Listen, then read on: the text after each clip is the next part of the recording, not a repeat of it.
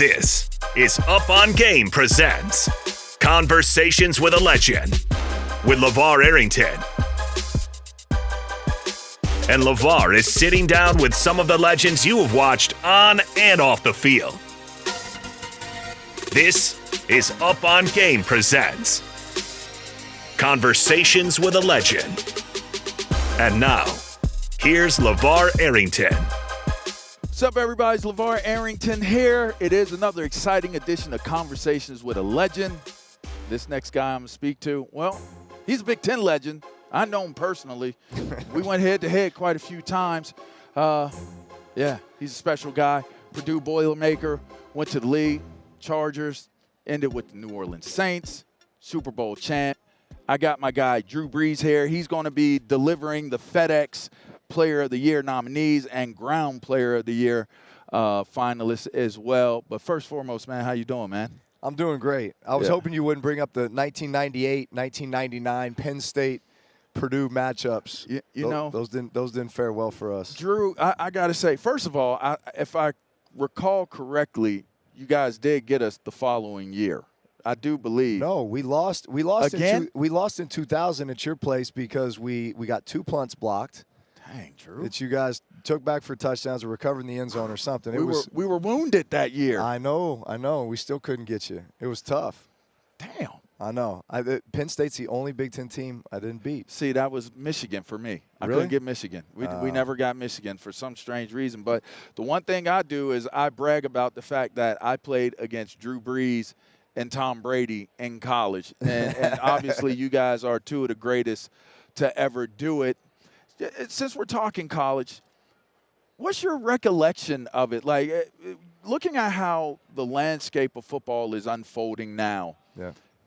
I mean, for someone like you, today's league, you're already the most prolific passer in what you were able to do and record-wise. But how much different would it be for you in today's league? Because it's so geared towards someone with your type of skill set. Yeah, you talking about in the college game? Well, or even all NFL? of it, really. Yeah. NFL, most certainly the NFL. Well, I mean, you probably remember this back like in our era of Big Ten football. It was still 3 yards in a cloud of dust in a lot of ways, right? Power It was football. a tough, physical, power football league.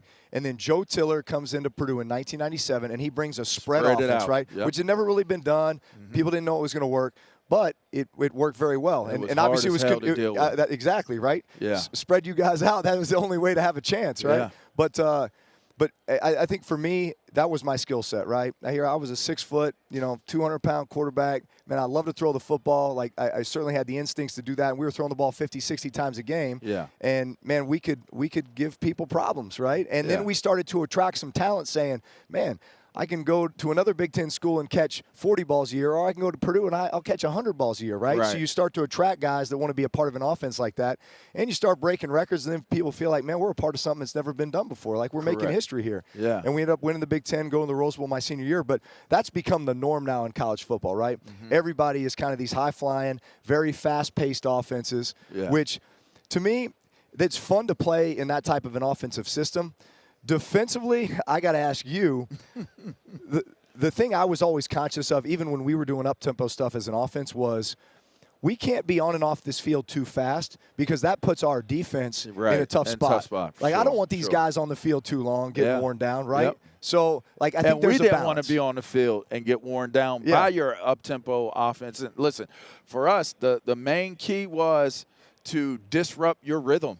Right. Like, if we were going to have any chance, which it came down to the very last play, it took us scoring twice against the offense for us to even be able to win the game when we were in Lafayette. Yeah. And it was really all based upon trying to disrupt at the line of scrimmage or disguise our looks so that we could get you to at least do that right there because we were hoping we could get to you.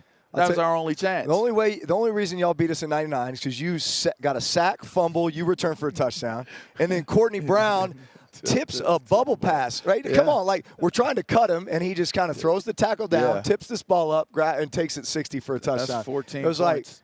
And you almost got us. You still almost got us. We should have. Still almost got us. I'll never forget the feeling of it because we had already dodged the bullet against Miami. Miami, yeah, that's right. we had to get a bomb to beat Miami. Yeah.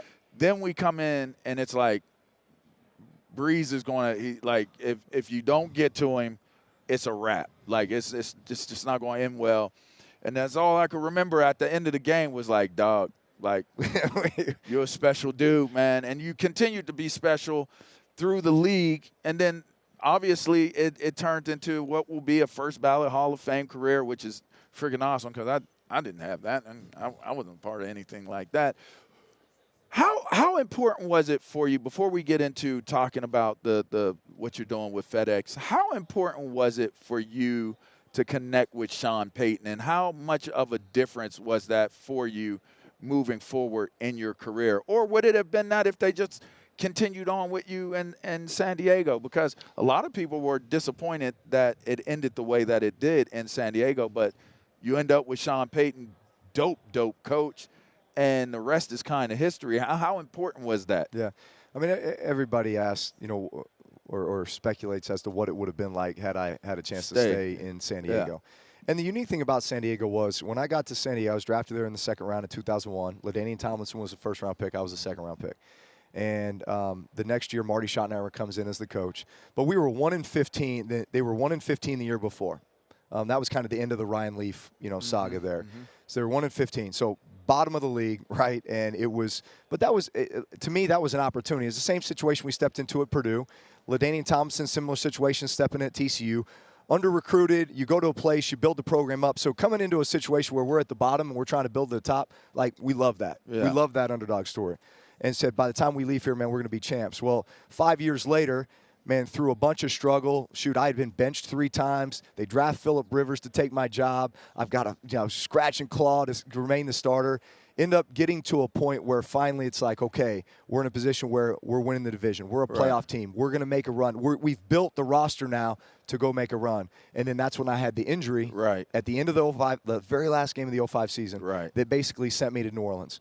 But honestly, it was the best thing that ever could have happened to me. Wow. Because first off, being a part of that was greater than just football, right? Mm-hmm. I mean, that was God's calling in my life to be a part of the resurrection of that city. Absolutely. A lot happened. But being with a guy like Sean Payton, who invested so much in me, I mean, that was what surprised me so much was my very first meeting with him. He starts drawing plays on the blackboard, and he's drawing all the plays that I ran in San Diego. And I'm like, wait, Coach, I thought you ran West Coast and you guys were doing. He said, no, these are the things that you do well. Right. And so this is going to be a staple in our offense. Wow. I said right away, I mean, most guys come in, especially in a tough situation, and say, hey, my way or the highway, this is the way we're doing it. Yeah. But it was very much a collaboration, and I felt that way throughout my entire career. There was definitely that, like, I gave him that head coach respect, right? But it was very much a friendship and a respect and a collaboration with everything that we did. And I felt like that's what helped us do so many special things together. Knowing that that's how he is, what do you think happened with him and Russell Wilson? Because I thought it was interesting the way that kind of – because in my mind, I'm thinking he's shorter. He throws the ball. He has nowhere near as prolific a passer as you, but certainly certain skill sets that matched what he had with you. What do you think when maybe he needed more time? He inherited a bad situation. What do you think? I'd say just I've grown to when I watch a Sean Payton offense that I'm not a part of. I still know what it's supposed to look like, right? Mm-hmm. The timing, the tempo, the rhythm, and I didn't feel that. It wasn't there. No, and so. I don't know what's going on behind the scenes. I don't know, right. At the end of the day, as you take the skill sets of the guys you have, and then you put everybody in the best position to win based on those skill sets. But I also know the things that Sean wants to do. I know the standard that he's set within his offense, and this is the way it's supposed to operate. You think he'll get it there? I do. He has to. Well, no, I mean, but that's his personality, right? Yeah. I mean, I think he loves challenges, right? And he loves stepping into a situation where he has a chance to build it and mold it. He's got a great ownership group there that's going to give him whatever resources he needs to do it. He's got some talent in that building. He's got a great coaching staff. And so he's going to put it together. Let's get to the real business here, my guy. We got these two beautiful trophies. I had the honor of being able to see it last year with Josh Jacobs. FedEx Air Player of the Year award, and you have the FedEx Ground Player of the Year award. You're presenting. Yeah. Tell me all about it, man. Well, I was fortunate enough to win 4 of these throughout my career, tied for most with Peyton Manning. But this is an awesome award that FedEx gives every year. And this is the first year, though, that the winners are on the same team. So Brock Purdy, FedEx Air Player of the Year, and Christian McCaffrey, FedEx Ground Player of the Year. Wow. So I don't know if that's foreshadowing for the game on Sunday. But this, in addition to this, they are donating $20,000 to each player to be able to donate to the HBCU of their choice for scholarship programs for deserving students. That is is tremendous. Awesome, man. Keep up the great work, bro. Thank you, bro. Represent that 10. Yeah. You think they're going to be able to deal with all them packs coming in? I like that a lot. You like it? Yeah, I think it just gives the Big Ten more exposure. I all think, across the board. Yeah, I think it's good for the Pac-10 too, because from a recruiting perspective, from the eyeballs that they're now going to get, playing these teams from the Big Ten and on the East Coast, I think it's a good thing all the way around. That's Drew Brees, everybody, the legend, the myth, the man himself. Had the honor of playing against him. Now I've had the honor of interviewing him as well. So this is Up on Game, Conversations with a Legend. All right? We'll be right back.